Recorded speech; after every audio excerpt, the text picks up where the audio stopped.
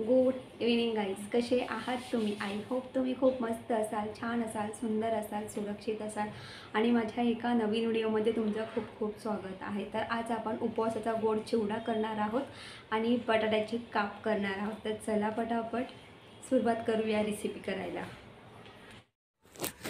सर्वप्रथम आपण इथे बटाट्याचे काप करून घेणार आहोत. तुम्ही याला बटाट्याचे काप किंवा उपवासाची तिखट भाजी असं सुद्धा तुम्ही बोलू शकतात. आणि इथे मी 4 बटाटे घेतलेले आहेत. हे जे 4 बटाटे आहेत, हे 4 बटाटे मी स्वच्छ असे धुवून घेतलेले आहेत आणि प्लस आपल्याला याची साल काढून घ्यायची आहे. साल काढून घेतल्यानंतर आपल्याला या बटाट्याचे स्टिक करून घ्यायच्या आहेत. अगदी रेक्टँगल साईज आणि एकदम बारीक अशा स्टिक करून घेणार आहोत. तर तुम्ही इथे बघू शकता, इथे माझ्याकडे बटाटा किसायची किसणी आहे आणि या किसणीला जी प्लेट आहे ती अशी झिगझॅगची आहे आणि यावरती बटाटा असा किसला की ही जी बटाट्याची जी स्लाईस आहे तर ती बघा अशी पूर्ण झिगझॅगनी येते, पूर्ण झिगझॅगची अशी डिझाईन तयार होते. आता मला बटाट्याचे एकदम असे उभे पातळ स्टिक हवे होते, तर मी इथे अशा पद्धतीने बटाट्याचे असे मी स्टिक करून घेतलेले आहेत एकदम बारीक. आता बघा मी पुढे काय केलेलं आहे, चाकू घेतलेली आहे आणि चाकूच्या साहाय्याने अगदी असे ह्या ज्या स्टिक आहेत या अशा मोकळ्या आणि वेगवेगळ्या करून घेतलेल्या आहेत. आता मुळात तुम्हाला एवढंच सांगेल मी की झालं काय माहिती आहे का, ह्या ज्या स्टिक आहेत, या ज्या स्टिक आहेत ना, तर मी चिवड्यामध्ये मी जो गोड चिवडा करणार आहे त्या गोड चिवड्यामध्ये मला ह्या स्टिक वापरायच्या होत्या. म्हणजे तळून मी या स्टिक चिवड्यामध्ये वापरणार होती. पण ॲक्च्युली झालं काय माहिती आहे का, मी ह्या स्टिक तळायला तर गेले पण एकदम म्हणजे कडक आणि कुरकुरीत नाही झाल्या, मऊ झाल्या. म्हणून मी काय केलेलं आहे, मी जी उपवासाची जी भाजी केली होती त्यामध्ये मी ह्या स्टिक ॲड केलेल्या आहेत. आणि अशा पद्धतीने ह्या ज्या स्टिक आहेत तर मी पूर्ण जे बटाटे आहेत तर त्या पूर्ण बटाट्याच्या अशा एकदम बारीक स्टिक करून घेतलेल्या आहेत. आणि आता काय करायचं आहे, ह्या ज्या स्टिक आहेत तर मी एका बाउलमध्ये पाणी घेतलेलं आहे आणि त्यामध्ये मी तुरटी ॲड केलेली आहे. आता या ज्या स्टिक आहेत मी या पूर्ण त्या पाण्यामध्ये, तुरटीच्या पाण्यामध्ये मी बुडवून ठेवणार आहे. साधारणपणे अगदी 5 ते 6 मिनटं ह्या पाण्यामध्ये मी ते बटाट्याचे स्टिक बुडवून ठेवणार आहे आणि याच्यामध्ये मी तुरटी ॲड केलेली आहे. याचं पाणी पण थोडं चेंज झालेलं आहे. आणि हे सगळं ॲड करून आपल्याला झाकण ठेवून अगदी 5 ते 6 मिनटं हे साईडला ठेवायचं आहे. आणि एवढंच सांगेल की मी सुद्धा पहिल्यांदा ह्या ज्या स्टिक आहेत म्हणजे तळणार होते. पण ठीक आहे, कारण एखादी जेव्हा आपण रेसिपी करतो ना तेव्हा म्हणजे आपण रेसिपी करतो आणि आपण रेसिपी करता करता शिकतो. आणि ठीक आहे, ओके. आता हे मी सगळं साईडला ठेवते.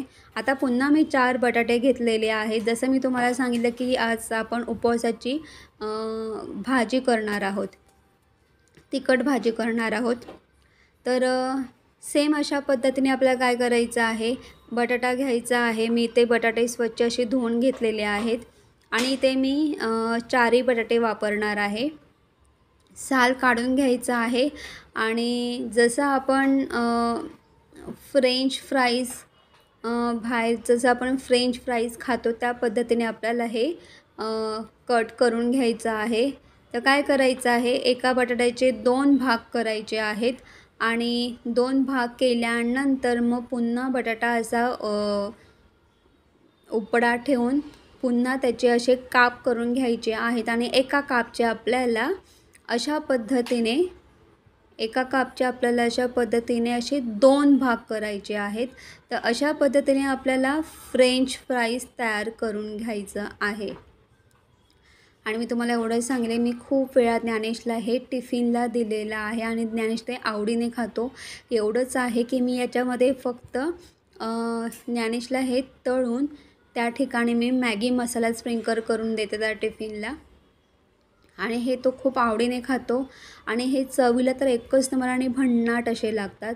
तर तुम्ही इथे बघू शकतात की मी अशा पद्धतीने छान मस्त बटाट्याचे असे जाडसर काप करून घेतलेले आहेत। हे सुद्धा आपल्याला काय करायचं आहे, पाण्यामध्ये ॲड करायचं आहे। थोडा वेळ आपण पाण्यामध्ये हे काप असेच ठेवणार आहोत। आता मी काय करणार आहे, बाकीचे जे बटाटे आहेत त्याचे सुद्धा अशा पद्धतीने हे जे काप आहेत तर अशा पद्धतीने काप करून घेणार आहे आणि ते सुद्धा मी पाण्यामध्ये बुडवलेले आहेत। तर चला आता आपण सुरुवात करूया आता उपवासाची तिखट भाजी करायला। तर सर्वप्रथम आपल्याला काय करायचं आहे, आपण ज्या स्टिक करून घेतल्या होत्या तर त्या आपल्याला पाण्यातून काढायच्या आहेत। तर इथे तुम्ही बघू शकता की आपण तुरटीच्या पाण्यामध्ये ह्या स्टिक बुडवून ठेवल्या होत्या। आता मी एक छोटंसं पातेलं घेतलेलं आहे, त्या पातेल्यामध्ये मी इथे पाणी ॲड केलेलं आहे। आता हे ज्या स्टिक आहे या तुरटीच्या पाण्यातून काढून आपल्याला चांगल्या पाण्यामध्ये ॲड करायच्या आहेत आणि ॲड केल्यानंतर मी ते एक असं जाळीचा असा एक बाऊल घेतलेला आहे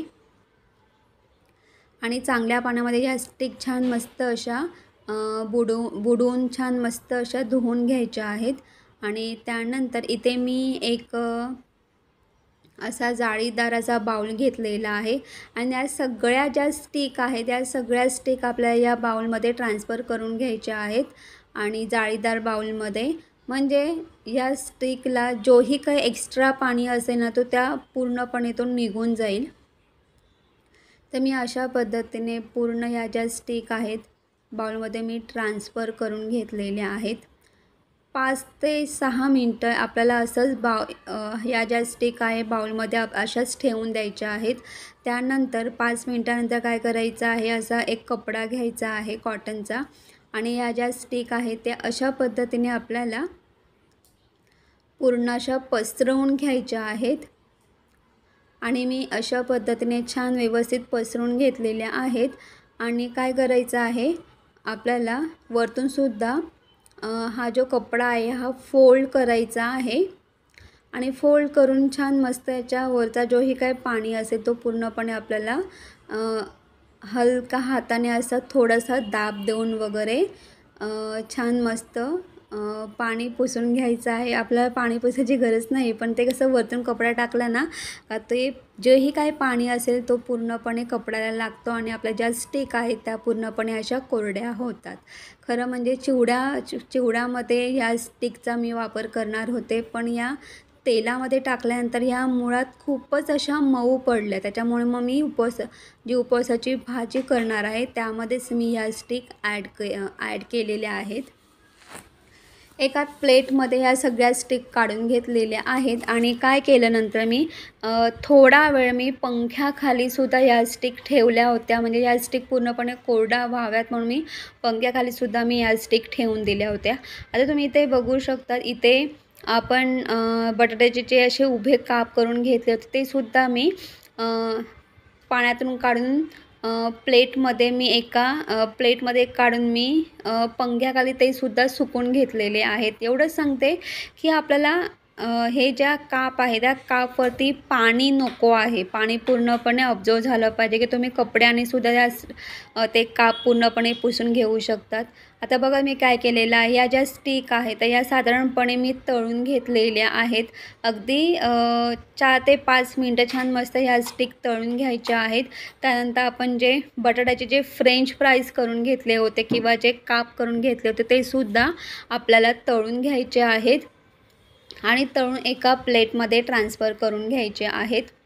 आणि मी जसं तुम्हाला सांगितलं की मी ज्ञानेशला टिफिनला हे देते, असंच मी काप करून म्हणजे फ्रेंच फ्राईज करून मी तळते आणि छान मस्त त्याच्यामध्ये मॅगी मसाला स्प्रिंकल करून देते. चवीला तर एकच नंबर आणि भन्नाट असं लागतं.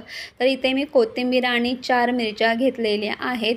तर आपल्या ग्राइंडरच्या भांड्यामध्ये कोथिंबीर आणि मिरच्याची छान मस्त पेस्ट तयार करून घ्यायची आहे. फ्राय पॅन घ्यायचा आहे. त्याच्यामध्ये थोडंसं ऑइल ॲड करायचं आहे. त्यानंतर जिरा ॲड करायचा आहे. जिरा ॲड करून झाला की त्यामध्ये आपल्याला आपण जी पेस्ट केली होती मिरची आणि कोथिंबीर ती ॲड करायची आहे आणि तेलामध्ये छान मस्त अशी परतळून घ्यायची आहे. आणि तेलामध्ये परतळून घेतल्यानंतर काय करायचं आहे, आपण जे बटाटाचे जे स्टिक आणि आपण जे उभे काप किंवा फ्रेंच फ्राईज म्हणा तुम्ही, जे तळून घेतलं होतं ते सगळं ॲड करायचं आहे आणि छान मस्त आपल्याला फ्राय पॅनमध्ये हे सगळं एकत्र एकजीव करून छान मस्त फ्राय करून घ्यायचं आहे. तर तुम्ही इथे बघू शकता, इथे आपली बटाट्याची तिखट भाजी तयार झालेली आहे, म्हणजे उपवासाची तिखट भाजी. आता याच्यामध्ये आपल्याला काय करायचं आहे, मी ते गॅस बंद केलेला आहे. चवीनुसार मीठ ॲड करायचं आहे. तर इथे मी अगदी अर्धा चमचा मीठ ॲड केलेला आहे. मीठ ॲड करून छान व्यवस्थित मिक्स करून घ्यायचं आहे. आणि आता आपण एका प्लेटमध्ये छान मस्त ही उपवासाची भाजी सर्व करून घेऊया आणि वरतून कोथिंबीर छान मस्त पसरवून घेऊया आपण. तर इथे आपण उपवासाचा गोड चिवडा तयार करून घेणार आहोत. तर त्यासाठी बघा इथे मी नायलॉन साबुदाणा घेतलेला आहे. प्लस इथे मी शेंगदाणेसुद्धा घेतलेले आहेत अर्धी वाटी. इथे आपलं तेलसुद्धा गरम झालेलं आहे. तर तुम्ही इथे बघू शकता, मी इथे असा हा झारा घेतलेला आहे आणि मी या झाऱ्याच्या थ्रू छान मस्त हे तळून घेणार आहे. तर मी या झाऱ्यामध्येच नायलॉन साबुदाणा ॲड केलेला आहे आणि आपलं तेल गरम झालेला आहे. आणि एवढं सांगेल की हा नायलॉनचा साबुदाणा आपल्याला तळून घ्यायचा आहे, पण तळताना तेल खूप गरम असायला हवं. जेवढं म्हणजे तेल जास्त गरम असेल तेव्हाच हा जो नायलॉनचा जो साबुदाणा आहे तो असा खूप छान मस्त फुलतो आणि छान मस्त असा कुरकुरीत राहतो, आतून कच्चा अजिबात राहत नाही. म्हणून तेल खूप जास्त गरम असायला हवं.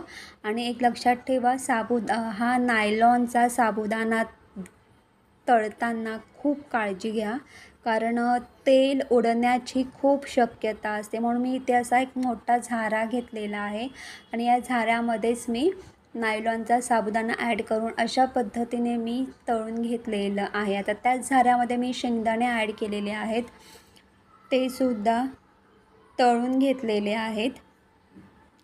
ते मी एका प्लेटमध्ये ट्रान्सफर करून घेतलेले आहेत शेंगदाणेसुद्धा. आता मी ह्याच झाऱ्यामध्ये काजू आणि बदामसुद्धा ॲड केलेले आहेत. ते सुद्धा छान मस्त हलके ब्राऊन होईपर्यंत तळून घ्यायचे आहेत आणि एका प्लेटमध्ये ट्रान्सफर करायचे आहेत. आता जसं की मी तुम्हाला सांगितलं की मी बटाट्याच्या स्टिक तर बनवल्या होत्या, पण त्या तळल्यानंतर त्या मऊ पडत होत्या. तर इथे मी बटाट्याचा कीस घेतलेला आहे, बटाट्याचा सुकलेला कीस घेतलेला आहे. हा जो कीस आहे तर मी मे महिन्यात गावाला गेली होती. तर गावाला मी, आई आणि ताई आम्ही तिघींनी मिळून हा बटाट्याचा कीस केला होता आणि आईने आम्हाला दोघींनासुद्धा कीस दिलेला आहे, जेणेकरून मी ज्ञानेशला नेहमी हा बटाट्याचा कीस कधी कधी टिफिनला त्याला तळून देते. किंवा जिथे बटाट्याचे सुकलेले वेपर्स ज्या दुकानात मिळत असेल तिथेसुद्धा हा कीस इझिली अवेलेबल असतो. तर तुमच्याकडे जर कीस असेल तर तुम्ही तळू शकता, जर नसेल तर तुम्ही स्किप करू शकता. तुम्ही साबुदाण्याचा गोड चिवडा तयार करू शकतात. इथे मी मिरच्यासुद्धा तळून घेतलेल्या आहेत. इथे गोड चिवडा बनवण्यासाठी इथे आपण नायलॉनचा साबुदाणा तळून घेतलेला आहे, बटाट्याचा कीससुद्धा तळून घेतलेला आहे, त्याचबरोबर काजू बदाम तळून घेतलेत, मिरच्यासुद्धा तळून घेतात. इथे मी मनुका घेतलेला आहे आणि पिठी साखर करून घेतलेली आहे, शेंगदाणेसुद्धा तळून घेतलेले आहेत. तर ही जी पिठी साखर आहे तर मी साधारणपणे 5 चमचे साखर घेतली होती आणि ग्राइंडरमध्ये ग्राइंड करून छान मस्त पिठी साखर करून घेतली. एक मोठा ताट घ्यायचा आहे, त्या ताटामध्ये आपल्याला तळलेला साबुदाणा त्याचबरोबर तळलेला कीस ॲड करून छान व्यवस्थित मिक्स करायचं आहे. आणि त्यानंतर इथे आपल्याला पिठी साखर ॲड करायची आहे आणि छान व्यवस्थित मिक्स करायचं आहे। इथे मी मीठ नाही ॲड केलेलं मीठ नाही ॲड केलं कारण इथे आपण गोड चिवडा करतो, म्हणून इथे मी मीठ अजिबात ॲड नाही केलेलं। पिठी साखर छान व्यवस्थित मिक्स करून घेतलेली आहे। त्यानंतर काय करायचं आहे, शेंगदाणे ॲड करायचे आहेत, मिरच्यासुद्धा ॲड करायच्या आहेत। छान व्यवस्थित मिक्स करून घ्यायचं आहे। इथे मी काजू बदाम आणि मनुके ॲड नाही केले, तर मी जेव्हा हा चिवडा काचेच्या बाउलमध्ये सर्व करेन ना, तेव्हा मी वरतून हे काजू बदाम आणि हे जे मनुके आहेत तर वरतून मी डेकोरेट करून घेणार आहे आणि त्यानंतर मग मी काजू बदाम आणि किसमिस मी मिक्स करून घेणार आहे। तर इथे आपला उपवासाचा गोड चिवडा तयार झालेला आहे। To the city streets, we began to feel the fire. We rise like tall buildings as the chemicals they take us higher. The night's young and it's just begun as she puts her hand in mine. We wanna chase the night.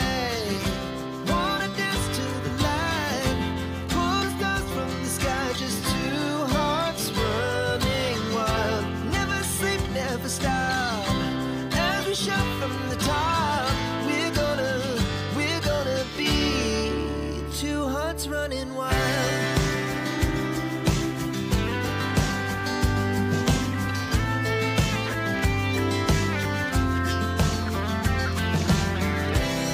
Now the morning is the afternoon. We lay awake in bed. The glass so loud as the hours pass. We're gonna do it all again.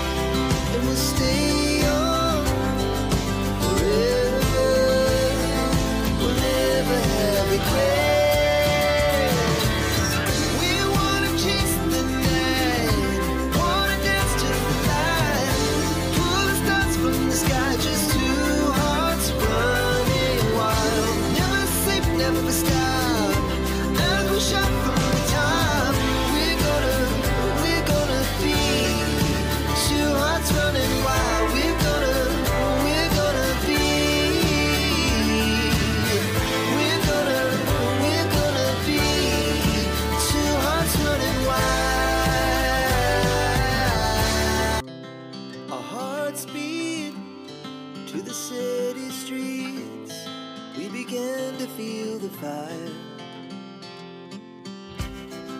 We rise like tall buildings as the chemicals they take us higher. The night's young and it's just begun as she puts her hand in mine. We wanna chase the night, wanna dance to the light, pull the stars from the sky, just two hearts running wild. Never sleep, never stop, as we shout from the top. We're gonna be two hearts running wild.